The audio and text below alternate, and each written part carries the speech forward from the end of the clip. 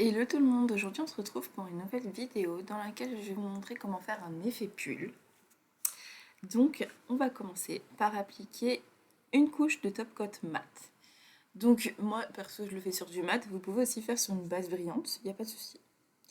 Pendant le temps que ça catalyse, on va venir préparer notre mélange pour créer notre relief. Donc pour faire notre relief c'est très simple, on va venir mélanger de la résine à du top coat.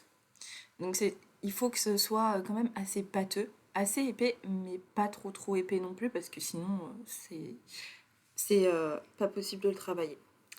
Donc exactement la texture que vous voyez sur la plaquette. Une fois que c'est terminé, on va venir tout simplement faire des zigzags qui vont nous servir de maille pour faire un effet pull. Donc là, j'ai utilisé un top coat parce que ma résine était blanche, mais si vous voulez faire de la couleur, vous pouvez mettre un semi-permanent avec de la résine transparente. Pour créer ces petits zigzags, c'est très simple. Je prends de la texture, ensuite je pose mon pinceau en appuyant légèrement et je descends en faisant une petite vague. Le plus dur dans ce genre d'effet-là, c'est de se lancer. Donc si vous n'êtes pas trop à l'aise avec la petite vague, entraînez-vous et vous verrez, ça va le faire.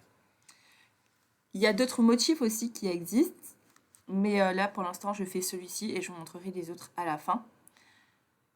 Donc là je viens faire sur les côtés, donc tout simplement je fais des petits traits.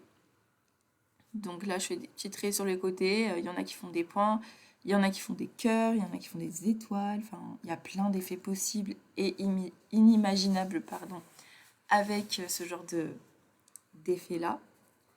Et je ne catalyse pas, parce que c'est assez épais, donc ça va, il n'y a pas besoin de catalyser. Je catalyse pas parce qu'il faut que je rajoute tout simplement de la résine après. Donc il faut quand même le faire assez rapidement pour pas que ça s'étale de partout. Mais en général, ça va. Si votre texture est assez épaisse, c'est très bien. Donc comme je disais, sans catalyser, on va venir remettre de la résine par-dessus. Donc là, pour moi, c'est de la blanche, mais si vous faites une couleur ou autre chose, mettez de la transparente, voilà. Là, j'avais de la blanche, donc j'ai fait de la blanche parce que je voulais faire une base blanche, tout simplement. Après, vous tapotez et on met à catalyser. S'il y a encore des pâtés et tout, c'est pas grave, parce qu'on va venir tout dépoussiérer à la fin. Et voilà, l'effet est terminé. Donc j'espère que cette petite vidéo vous aura appris des petites choses. Et comme je vous le disais, on peut faire plusieurs effets, donc je vous les montre juste là. Donc là, ils ont un peu vieilli, ça fait 1 an ou moins que je les ai fait. Je crois même que le tuto est disponible sur la chaîne. Mais ils sont toujours quand même pas mal. Donc j'en ai fait avec des fonds brillants, comme vous pouvez voir, des fonds mat. L'important, c'est de faire votre fond avec le top coat que vous voulez avant de faire votre dessin avec la résine. Parce que sinon, ça le fera pas. Parce que, en fait, il faut pas mettre de top dessus. C'est un peu comme un effet sucre. Sauf qu'à la place de mettre des paillettes, on met de la résine. Voilà. Donc le relief, il est quand même là. Comme vous pouvez voir, on le touche, on le sent. Mais il est minime, donc c'est cool.